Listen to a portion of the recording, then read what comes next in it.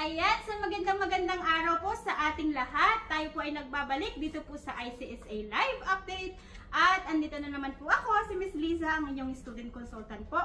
Kasalukuyan po ay nandito tayo sa opisina po natin dito po sa Dubai po.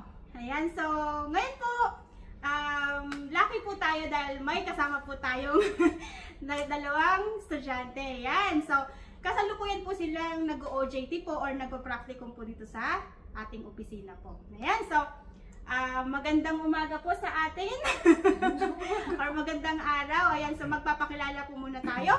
Si Ma'am po ay si...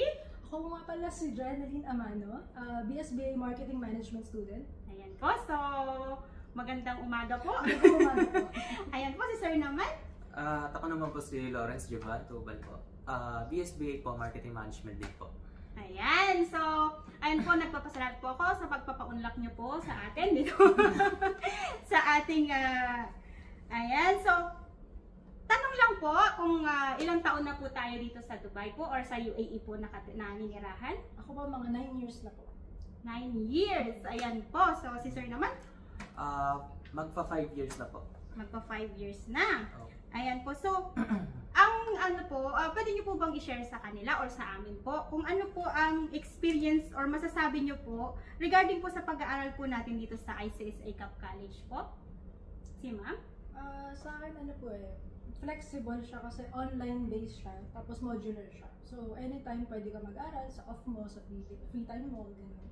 So wala namang hassle talaga. Ayan, so thank you po. Ay, si Sir? Ganun din po para sa akin.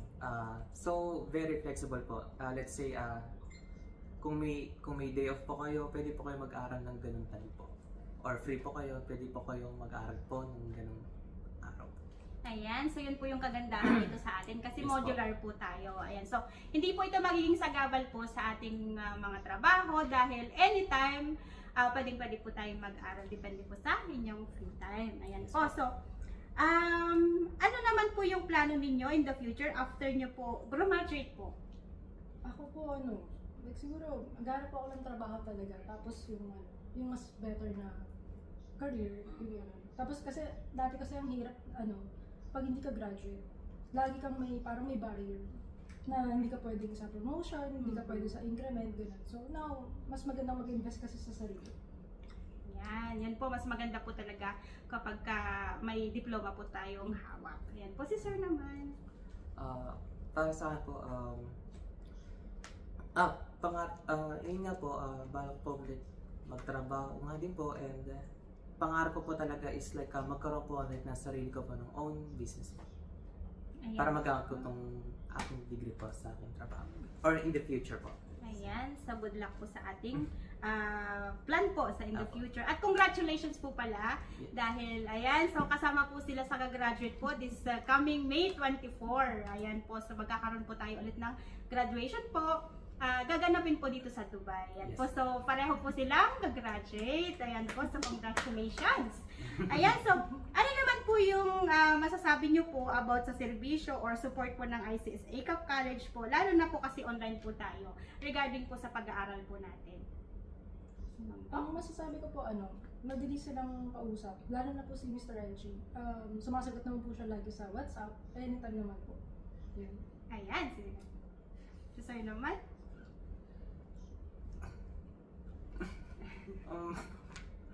Ano naman po, ano masasabi ko po? Approachable ba or... Yes po, so very approachable po. Supportive. Kagaya po nga po ni Ma'am Lisa po, lagi po nandyan para sa inyo po. So, tara na. Sige po, tara na po. Ayan po. So, sa mga naman po, sa mga kababayan naman po natin na na gustong makapagtapos ng pag-aaral or nagpaplanong kumuha ng yung makapagtapos ng college or kumuha ng degree, ano po yung masasabi niyo po sa kanila? Sa akin po mag-invest po talaga tayo sa sarili natin. Kasi parang kapag nakagraduate ka kasi, may respect talagang magiging automatic siya. So, why not mag-invest talaga tayo sa sarili natin? Kaysa sa mga business lang, sa family, gano'n. Yes po. Ayan po. Si Sir po. Sa mga gusto pong yung mga nag-iisip ba na, ay hindi totoo yan, baka ganito yan, baka scam yan, or ano po? Hindi po siya scam and Ayan po, masabi so... ko, sorry. Ayan, so...